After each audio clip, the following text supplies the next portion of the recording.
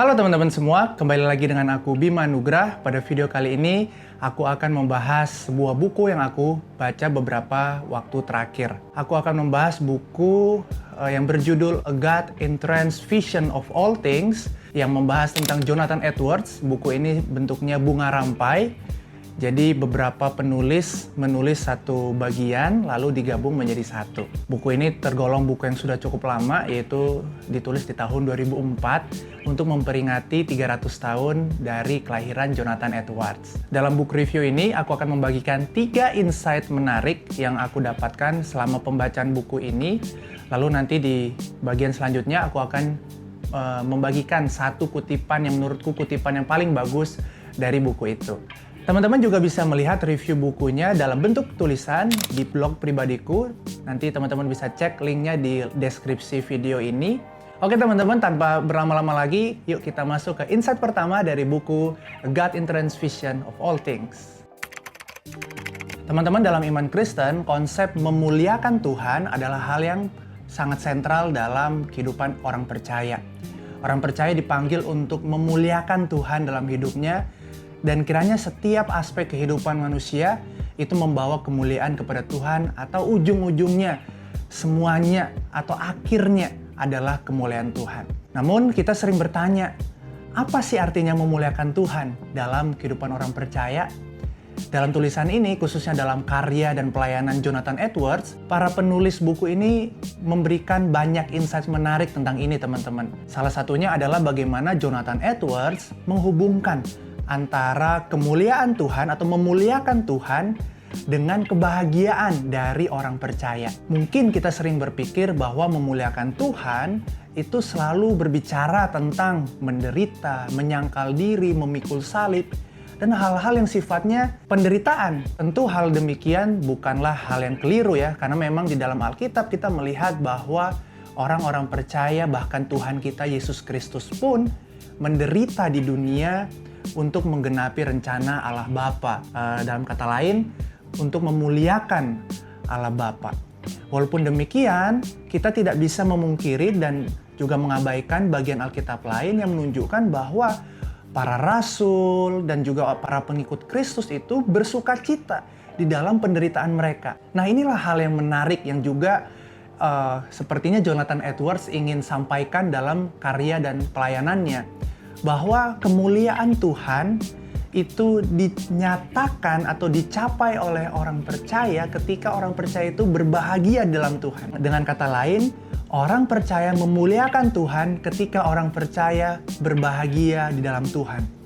Ini bukan masalah ada atau tidaknya penderitaan, teman-teman. Tetapi bagaimana di dalam segala sesuatu, entah itu menderita atau tidak, ada sukacita, ada kebahagiaan yang dialami oleh orang percaya ketika dia mengikut Kristus. J.I. Packer yang menulis bab 4 menjelaskan seperti ini. We reach our highest enjoyment of God in and by glorifying Him. And we glorify Him supremely in and by enjoying Him. In fact, we enjoy Him most when we glorify Him most, and vice versa. Mungkin teman-teman hari ini berpikir bahwa mengikut Kristus itu tidak ada hubungannya dengan kebahagiaan atau kesenangan. Tetapi hari ini lewat pembacaan ini kita belajar ya, ada satu insight menarik bahwa orang yang benar-benar memuliakan Tuhan seharusnya hidupnya itu senang dan puas, bahagia di dalam Tuhan. Tentu ini bukan sesuatu yang mudah, dan bagiku secara pribadi ketika membaca ini juga terus ditegur. Apakah selama aku mengikut Tuhan ada kebahagiaan itu? Dan ketika itu hilang ya, kebahagiaan itu mungkin pudar, api yang membakar jiwaku itu padam, aku menyimpulkan bahwa lewat doa sajalah kita bisa kembali menyalakan api itu. Marilah kita datang kepada Tuhan dan meminta supaya Roh Kudus yang menolong kita untuk kita kembali dibakar bahagia di dalam Tuhan. Ini satu insight yang menarik, dan kita lanjut ke insight yang kedua. Di dalam buku ini ada satu bab khusus yang membahas tentang disiplin rohani dari Jonathan Edwards. Bagian yang membahas disiplin rohani ini ditulis oleh Donald S. Whitney yang ada di bab 5. Dan setidaknya ada beberapa disiplin rohani yang Whitney tulis berdasarkan kehidupan dia ya, kehidupan Jonathan Edwards. Yang pertama adalah Bible intake atau membaca Alkitab. Hal-hal yang sederhana misalkan kita bersatu teduh membaca Alkitab itu adalah bagian disiplin rohani. Yang kedua lalu prayer, lalu ada private worship atau ibadah pribadi, lalu ada solitude atau kesendirian, ketenangan saat teduh ya. Lalu ada fasting atau berpuasa, dan mungkin aku kasih note sedikit ya dari bagian yang fasting ini. Setelah aku membaca ini, aku mencoba untuk mulai melakukan puasa secara rutin per minggu. Mulai dari puasa makan atau puasa sosial media. Dan aku pikir bagian disiplin rohani atau salah satu bentuk disiplin rohani yaitu berpuasa ini membantu banyak diriku secara pribadi untuk semakin mengenal Tuhan. Karena melalui puasa, aku bisa merasakan lapar, dan itu menjadi seperti perasaan yang begitu kuat ya. Rasa lapar itu menjadi sesuatu yang sangat kuat, yang akhirnya mendistraksi aku atau mengalihkan pandangan dan pikiranku dari sesuatu yang lain. Misalkan bermain game terlalu lama, atau mungkin kekhawatiran-kekhawatiran lain, sehingga aku berfokus pada rasa lapar nih. Tapi biasanya kan ketika aku lapar, aku makan. Nah, makan ini diganti dengan doa atau membaca Alkitab. Sehingga itu semakin menolong kerohanianku untuk bertumbuh dan mengarahkan fokus hidupku hanya kepada Tuhan. Selanjutnya adalah journal keeping atau menulis jurnal. Jadi teman-teman yang suka menulis, ternyata ini adalah bagian disiplin rohani juga ya, yang bisa kita lakukan untuk melatih diri kita mengingat apa yang Tuhan sudah nyatakan, mengakui dosa-dosa kita, dan lain sebagainya. Lalu ada juga learning atau belajar. Lalu ada stewardship of time atau mengatur waktu. Nah teman-teman, tujuan dari disiplin rohani itu apa sih? Tujuan dari disiplin rohani adalah untuk menolong kita menjadi semakin serupa dengan Kristus teman-teman. Di 1 Timotius 4 ayat 7, Paulus mengingatkan Timotius untuk melatih dirinya beribadah. Sehingga melatih itu membutuhkan exercise ya, atau latihan-latihan. Yang itulah yang kita sebut dengan disiplin rohani. Nah teman-teman bisa mulai nih dari sekarang bikin mungkin planning ya, 1-2 disiplin rohani yang bisa teman-teman lakukan di dalam kehidupan sehari-hari supaya teman-teman bisa semakin mengenal Tuhan dan melatih diri mengarah semakin serupa dengan Kristus. Tentu aku tahu bahwa Edwards itu adalah manusia berdosa. Tetapi menariknya, dan aku juga cukup kaget ketika Edwards itu adalah seorang yang memiliki budak. Perbudakan pada waktu zaman Edwards adalah hal yang sangat wajar ya waktu itu. Perbudakan itu sangat widespread. Tapi kita tahu ya bahwa perbudakan adalah sesuatu yang seharusnya memang dihilangkan dari peradaban manusia. Ini adalah evil, ini adalah kejahatan dan sesuatu yang buruk. Walaupun demikian, Edwards ada di dalam lingkaran perbudakan itu. Tentu ada banyak hal yang kita bisa pelajari dari Edwards. Ada banyak kekayaan iman dari Edwards yang bisa kita pelajari hari ini.